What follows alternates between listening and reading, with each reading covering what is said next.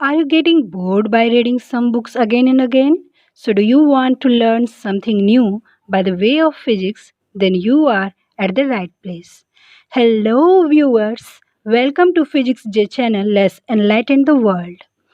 आज की इस वीडियो में हम जानेंगे कि what is physics, how did it originate, its definition, branches of physics. So friends, get ready to know this interesting topic about physics.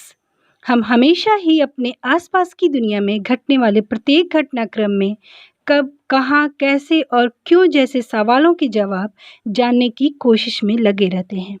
वास्तव में साइंस की शुरुआत इसी क्यूरियोसिटी से होती है.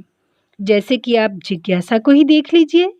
ये कभी अपने माँ से पूछती है, माँ ये कोई भी वस्तु ऊपर फेंकने या छोड़ने के बाद जमीन पर क्यों गिर जाती है? प्रेशर कुकर में खाना जल्दी कैसे पकता है?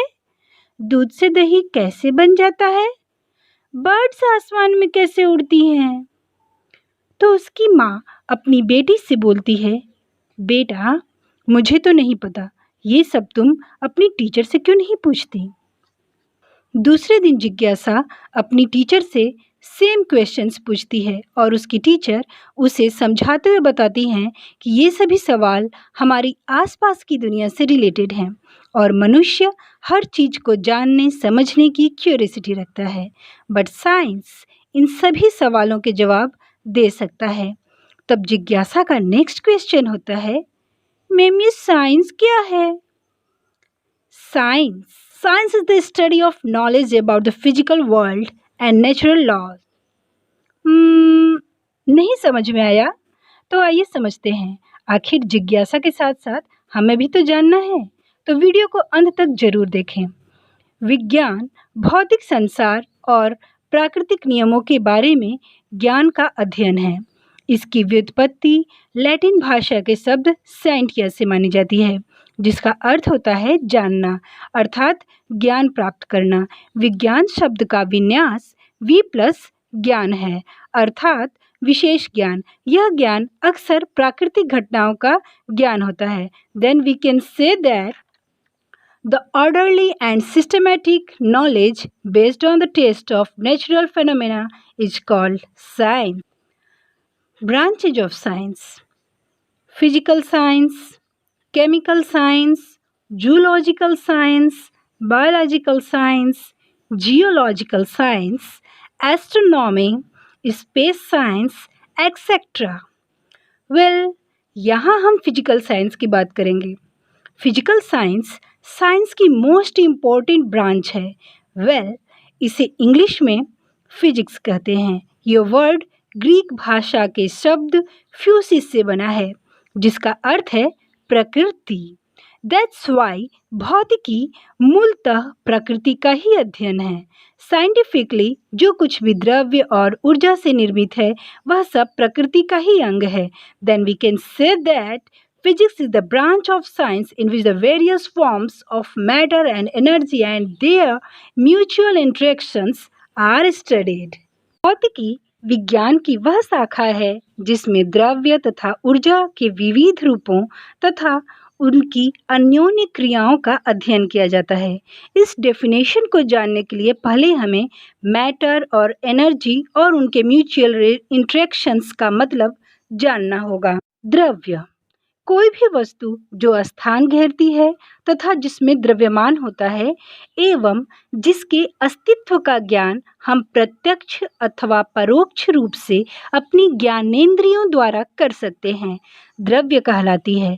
उदाहरण के लिए मेज, कुर्सी तथा दरवाजा तीनों वस्तुएं एक ही द्रव्य लकड़ी से निर्मित हैं.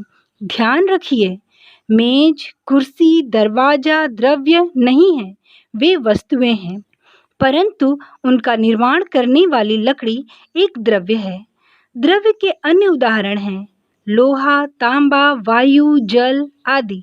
प्रत्येक द्रव्य परमाणुओं से बना होता है और प्रत्येक परमाणु प्रायः इलेक्ट्रॉन, प्रोटॉन, न्यूट्रॉन से बना होता है.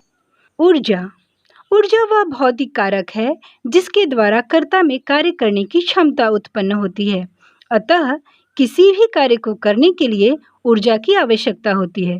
ऊर्जा द्रव्यात्मक नहीं होती है, मतलब उसमें भार, आयतन आदि नहीं होता है। ऊर्जा अनेक रूपों में पाई जाती है, जैसे ऊष्मा, प्रकाश, विद्युत, ध्वनि आदि। Mutual interactions of matter and energy. 20वीं शताब्दी के सर्वतोमुखी प्रतिभा संपन्न वैज्ञानिक एल्बर्ट आइंस्टीन ने केवल गणनाओं द्वारा यह सिद्ध किया कि द्रव्य और ऊर्जा एक दूसरे के समतुल्य हैं।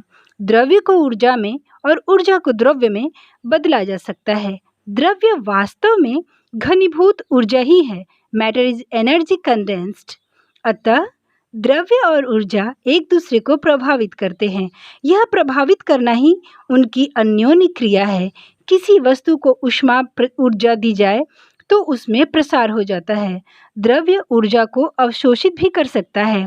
इसी प्रकार की अनेक घटनाएं हैं जिनमें हम द्रव्य और ऊर्जा की अन्योन्य क्रियाएं देख सकते हैं। इनका अध्ययन करना ही भौतिकी का उद्देश्य है।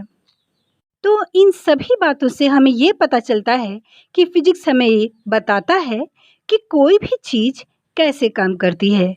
एग्जाम्पल, कार का चलना, बर्ड्स का उड़ना, प्रेशर कुकर में खाना पकना, इन सभी के पीछे फिजिक्स है। आइए अब देखते हैं ब्रांचेज ऑफ फिजिक्स। फिजिक्स की कई ब्रांचेज हैं। Classical physics, modern physics, nuclear physics, mechanical physics, mechanics, acoustics, optics, thermodynamics, astrophysics. तो आज की वीडियो में यहाँ तक ही। आशा करती हूँ कि आपको ये कॉन्सेप्ट समझ में आया होगा। अगर आपके मन में भी फिजिक्स से रिलेटेड कोई क्वेश्चंस हो तो नीचे कमेंट सेक्शन में ज़रूर लिखें, और आपको ये वीडियो हेल्पफुल लगी हो तो लाइक ज़रूर करें और चैनल को सब्सक्राइब करना ना भूलें। तब तक के लिए गुड बाय। मिलते हैं नेक्स्ट वीडियो में।